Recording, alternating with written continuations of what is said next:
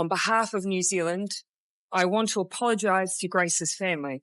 Your daughter should have been safe here, and she wasn't, and I'm sorry for that. Grace Millane was born in Essex, England in 1996. Born to parents David and Gillian, she was the youngest of 3 siblings and had 2 older brothers, Michael and Declan. She was sociable, lively, family-orientated, and loved all things creative and artistic. Grace attended the University of Lincoln and graduated with a degree in advertising and marketing. She was excited for a new adventure before she started the next phase of her life. She had saved up for a year-long backpacking tour after her graduation. Grace was described as compassionate and caring, and before she left for her trip, she cut her long hair off and donated it to the Little Princess Trust, so it could be turned into wigs for children with cancer. In October 2018, Grace left her family home and set off on her travels. The adventurous and outgoing graduate travelled to Peru, before spending 6 weeks in South America. She met up with other travellers along the way and was keen to share her journey with everyone back home. On November 19th, 21-year-old Grace arrived in New Zealand alone, and 11 days later, she reached Auckland. She checked into a hostel called the Base Backpackers on Queen Street, sharing a room with some other travellers. Saturday evening, December 1st, 2018, Grace left the hostel just before 6 p.m. and headed out into the city centre. Dressed in a knee-length black dress, white shoes and carrying a small handbag, she had made plans to meet someone she had matched with on Tinder. Initially, Grace didn't seem too sure on meeting up, but after some more talking, her and her date eventually made a plan to get some drinks. Grace met her date at a place called Sky City, an entertainment complex with bars, restaurants and a casino. Grace had been sending messages to her friend Amina back home saying, "I click with him so well. He's an oil manager. He lives in a hotel." By all accounts, the evening appeared to be going well. About an hour later, they visited a place called the Bluestone Room. At one point, Grace got up from the table and the mystery man, for some reason, picked up her handbag and started searching it. But just after 9:30 p.m, they both left the bar arm in arm and headed down the street. The next day was Sunday, December 2nd, and it was Grace's 22nd birthday. Her family and friends at home were sending messages and reaching out to her over social media.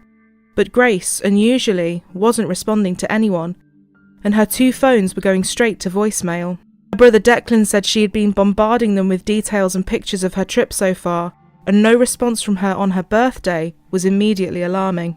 Grace was a home bird, and this was a red flag. Her parents contacted the Auckland police and reported her as missing on December 5th. Police reached out to the hostel Grace was staying at, and they confirmed that she had not checked back in on the night of December 1st. Initially, the police didn't suspect any foul play. The majority of her belongings were still at her hostel. Maybe she had just stayed with some new friends and forgotten to contact people. Fortunately for detectives, it didn't take long to track down where Grace had been on that Saturday evening, due to the vast amounts of CCTV from around the city. The mystery man she was spotted with that night was quickly identified. The very night Grace was last seen, she had changed her profile picture on Facebook. A comment was posted underneath the picture saying, "Beautiful, very radiant." The person that commented was also the Tinder date seen drinking with Grace. This man was Jesse Kempson, who was currently residing at the City Life Hotel in Auckland. Jesse had written a post prior to the comment which caught more attention. Extracts of the post stated he was sorry for his mistakes, his arrogance, and his selfishness. But who was Jesse Kempson? 26-year-old Jesse was born in Wellington and had moved several times as a child after his parents split up. He had been partially raised by his grandparents and was virtually estranged from a lot of his family. Jesse was described by everyone who knew him as a pathological liar. He claimed everything from being the cousin of a famous All Blacks rugby player to telling people he was dying of cancer. He lied to employers, landlords, partners, and his family and friends. Time and again, Jesse's fake world caught up with him, and he was frequently evicted from his flats and lost jobs due to his compulsive lying. A former landlord of Jesse said he had claimed to be a professional softball player who had been signed up by New Zealand's national softball team, the Black Sox.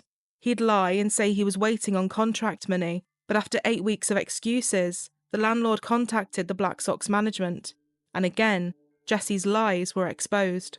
He told his landlord at the City Life Hotel that he was a top manager for Woolworths. In reality, his rent was being paid by state benefits. Jesse's last job was in telephone sales. This also ended in a dismissal due to his lies, and this all happened on the very day he met Grace Millane on December 1st.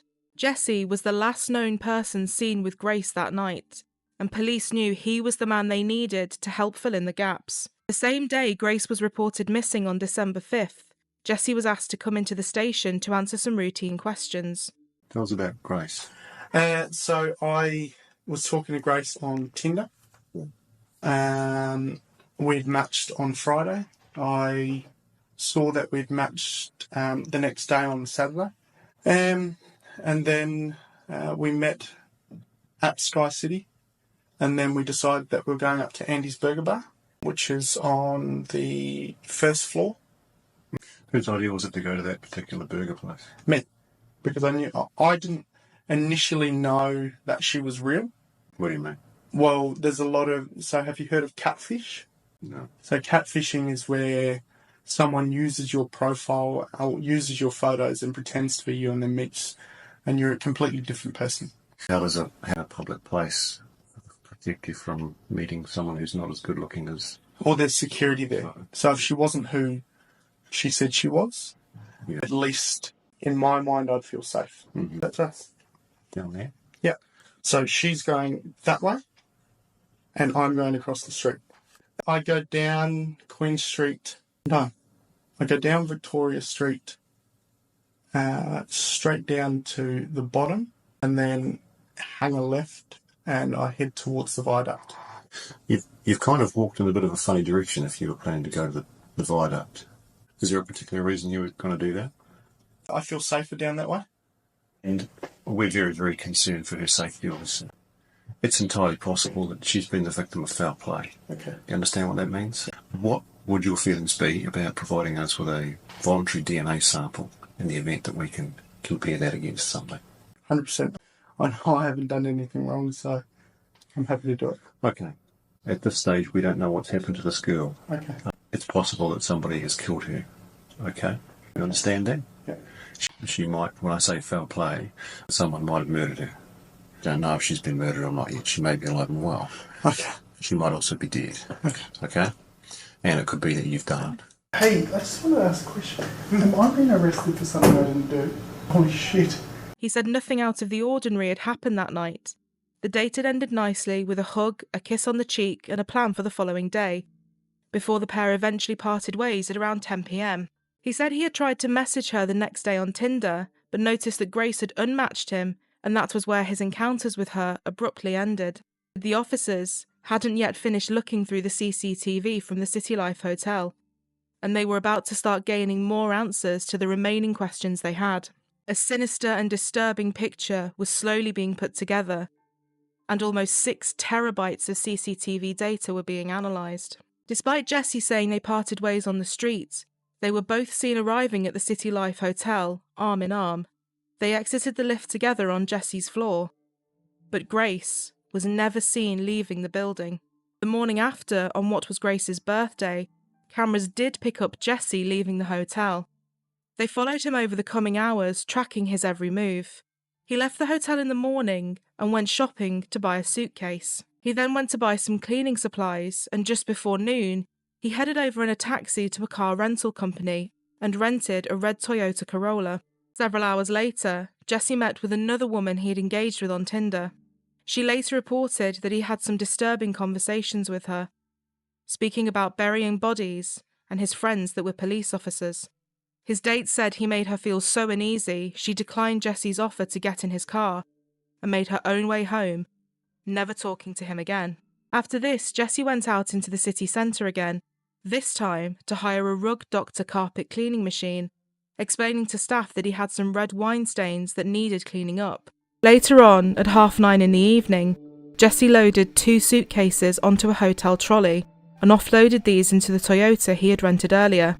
At around 7 a.m. the next day, he was picked up on camera again, this time buying a shovel, and 2 hours later, he was spotted power washing the car.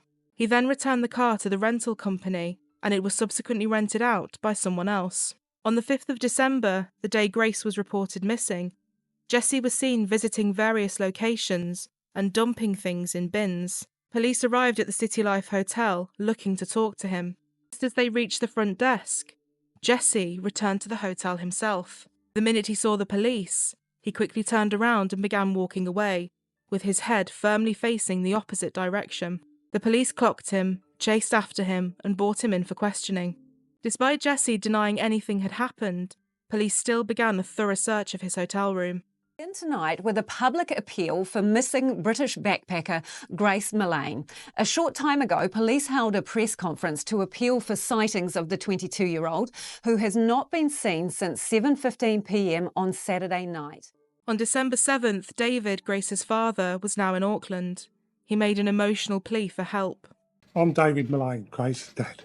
Thank you for coming today. As you know, Grace has been missing for several days. Last had contact with her on Saturday the 1st of December. And as a family, we've been extremely concerned for her welfare. Grace is a lovely, fun-loving, family-orientated daughter. Grace has never been out of contact for this amount of time. She's usually in daily contact with either her mother, myself, her two brothers, members of the family on social media. She arrived here on the 20th of November and has been bombarding us with numerous photographs and messages of her adventures. We're all extremely upset, and it's very difficult at this time to fully describe the range of emotions we are going through. The investigation was moving quickly, and although police didn't name him, they revealed they had spoken to Jesse and that he was a person of interest. The more time ticked by, the more fearful people became, and the police stated that they had grave concerns for Grace. On December 8th, as more and more evidence was coming to light, Jesse was eventually taken into custody and interviewed again. His story had now drastically changed. That you're willing to speak to us about the events of last Saturday. Is that correct? Yes. Tell me what happened last Saturday. She started talking to me about 50 Shades of Grey. We started having sex. At first it was, and then she asked me if we could get into bondage, having, I guess, more violent sex. We ended up on the floor, and then she told me to hold her throat. So I went into the shower, and then all I remember is falling asleep in the shower. I need to stop. I need to go. Jesse said that when he had awoken the next morning and realised Grace was dead, he went into shock. He panicked and put her body in a suitcase and drove out to bury her. He still denied any guilt, however. I didn't know what to do. I went downstairs and I was all over the place. You come out of the shower. Yep. The light's been on in the shower. Yep. You put a towel around you. You've turned the light off, and then you've returned to your bed and you've gone to sleep in your bed. Yep. And at that point, when you exit the shower, you don't look around, but your assumption from the silence. I thought she had gone. I thought she had left. We're going to head out of here very, very soon, and you're going to take us to where you've buried her. Yep. She will likely be exhumed tomorrow. Okay. At some point, and after that a pathologist, a specialist doctor, will perform a post-mortem. Okay. They're very skilled at establishing people's causes of death. Do you understand that? Yeah. Did you kill Grace Millane? Jesse Kempson, you're under arrest for the murder of Grace Millane. The forensic search of Jesse's room added more to the already disturbing story. Despite Jesse's attempts to clean up, Grace's blood covered the floor of the hotel room.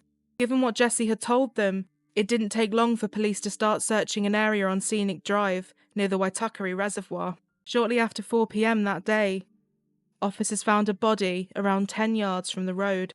It was identified late last night as a location of interest as a result of our investigative work. I can now advise that a short time ago, we located a body which we believe to be Grace. The formal identification process will now take place. However, based on the evidence we have gathered over the past few days, we expect that this is Grace. The focus now is to piece together exactly what happened to a young girl who came to New Zealand on her OE. Obviously, this brings the search for Grace to an end. It is an unbearable time for the Millane family, and our hearts go out to them. Any father, any parent in this situation will struggle. Yeah, I feel for my other daughter in her 20s. Yeah, we're putting a lot of support around him. It's difficult because he's here with a brother from England and the rest of the family are back home. DI Scott Beard had been heading the investigation and was working closely with the Millane family. For him and his team that had been hoping to find Grace safe and well and bring good news to the family, it was clear how much of a painful moment this was for everyone involved in the search. The grief was shared throughout the nation. Thousands of people paid tribute to Grace and held vigils. The New Zealand Prime Minister Jacinda Ardern publicly apologised to Grace's parents and offered hers and her country's full support. I cannot imagine the grief of her family and what they will be experiencing and feeling right now. And my thoughts and prayers are with her father, David, who is in the country, her mother, Gillian, who cannot be here, and her wider family, friends, and loved ones. And so, on behalf of New Zealand, I want to apologise to Grace's family. Your daughter should have been safe here, and she wasn't, and I'm sorry for that. I've advised the family through the police that if there is anything we can do to assist, we are here to help with that. Following this, Jessie Kempson was formally charged with the murder of Grace Millane. On December 10th, just 5 days after Grace was reported missing, Jessie appeared in court in Auckland. He was granted an interim name suppression to ensure a fair trial, which is why so much of his interview footage was blurred out for a long time. Following an autopsy, a pathologist confirmed that Grace had been strangled and had bruises on her arms and chest, consistent with being pinned down. Considerable force would have been required, and the pressure on her neck must have lasted between 4 and 5 minutes to be enough to kill her. At around 1:30 a.m. on Sunday, as Grace lay dead in his room, Jessie carried out a number of internet searches. Using his phone, he looked up hottest fire, flesh-eating birds, and Waitakere Ranges, the location where he would later try to bury Grace's body. After this, he trawled through a pornography site. He then took several intimate photos of Grace's dead body. Just over a month after Grace was found, hundreds of people turned out for her funeral at Brentwood Cathedral in Essex. Detective Inspector Scott Beard, who had been looking after the case, flew to England to pay his respects and support the Millane family. 6 days after Grace was laid to rest, Jessie appeared in the High Court and he pled not guilty. His trial began in November later that year. The trial would last just 3 weeks, and for much of it, Jessie remained stony-faced, showing no emotion. Occasionally glanced down at court papers or held his head in his hands. Jessie's defence team argued that although tragic, Grace's death was caused by nothing more than consensual rough sex that had gone horribly wrong. They claimed that Grace had engaged in sexual encounters like this before meeting Jessie, and this time it had been a tragic case of sexual misadventure. They said that Jessie had simply panicked and attempted to hide Grace's body after he realised the sexual encounter had accidentally taken her life. The defence case is that this is not a murder, and that's still what I say to you now. Nothing has changed. It was an accidental death that took place in the context of sexual activities that, if done incorrectly by inexperienced and or intoxicated people, can go wrong. But the prosecution were already armed with a mountain of strong evidence and witnesses. They argued that Jessie did not panic, and this was not simply something that went wrong. It was very clearly deliberate and intentional. They said that he had calmly and callously set about covering his tracks, creating what they called a labyrinth of storytelling and lies as he went. In this case, to have killed Grace Millane, the defendant, gentleman over here at the back behind me, had to have had her under his grip, suffocating her, strangling her is probably the correct term, for a total of 5 to 10 minutes, at some point of which she lost consciousness and would have become under his hand hold, unconscious and limp and lifeless, and he had to carry on. And if that's not reckless murder in this country, ladies and gentlemen, somebody will have to explain to me what is. Do you find the defendant, Jessie Shane Kempson, guilty or not guilty? Guilty. Despite his protests of innocence, on the 22nd of December 2019, after just 5 hours of deliberations, Jessie Kempson was found guilty of the murder of Grace Millane. Jessie was sentenced to life in prison with a minimum non-parole period of 17 years. You are a large and powerful man. She was diminutive. In those circumstances, Ms. Millane was particularly vulnerable. You are in a position of total physical dominance. On a daily basis, I torment myself over what you did to my Grace. The terror and pain she must have experienced at your hands. As a mother, I would have done anything to change places with her. I sit full of guilt, knowing I couldn't help her, but I should have been there. She died terrified and alone in a room with you. The verdict of murder today will be welcomed by every member of the Millane family, friends of Grace. It will not reduce the pain, the suffering that we've had to endure over the past year. Grace was taken away from us in the most brutal fashion a year ago, and our lives have been, and family have been ripped apart. This will be with us for the rest of our lives. We would like to thank several people. Auckland Police Force, been professional, diligent and thorough all through this investigation. Last but not least, we would love to thank the people of New Zealand. They've opened their hearts to Grace and her family. I cannot express our gratitude enough for all the offers and gifts of kindness that we've received over the last year. I've always thought that if it wasn't Grace, it was going to be someone. Now, I'm not a psychologist, so I can't talk about psychological profile, but what we do know is he's a liar. A number of times we proved he lied to the police, he lied to others. The case prompted many people to express their anger at how Grace's life had been presented during the trial, and how her death had been explained away by her killer, many feeling it was shameful and grotesque victim blaming, rather than placing the blame on the murderer himself. Jesse's family branded him a pathetic fantasist. His stepbrother said he lied over pointless things all the time, and continued to lie until the point where he's got no out. And then he breaks down, cries, and runs away. After he was found guilty of murdering Grace in the highly publicised trial, Jesse faced a further 2 trials the following year. These were judge-alone trials, and no jury was present. 2 women had gone to the police when they had seen the blurred images of Jesse after he was arrested for Grace's murder. They knew instantly it was him, and they both had horrific stories to tell the officers about Jesse. In the first of these 2 trials in October 2020, an ex-partner spoke of the physical, sexual, emotional, and financial abuse she had suffered while with him. Jesse would hold knives to her throat, choke her, force her to perform sex acts, and drain her account of $10,000. Jesse was found guilty of 8 charges and jailed for 7.5 years. In November 2020, he was put on trial again, this time for raping a young British tourist he had met on Tinder 8 months before he had murdered Grace Millane. He forced himself on her and said, "If you don't do this, I will kill you, and I will kill your family, and you know I will." He was then found guilty and given another 3.5 years in jail for this crime. This brought the total to an additional 11 years, which will run concurrently alongside the sentence he received for the murder of Grace. When Justice Geoffrey Venning found him guilty of rape, it prompted an aggressive outburst from Jesse. So full of you have no reason to convict me, you're full of. Tragically, in November 2020, Grace's dad, David Millane, passed away after a battle with cancer. In December 2020, the name suppression concealing Jesse's identity finally lapsed, when the Supreme Court denied his last-ditch appeal against his sentence in Grace's murder. It is alleged that Jesse is working on appeals in both of the sentences for the 2020 trials as well. To honour Grace's memory, her family and friends raised a record amount of money for the White Ribbon Campaign.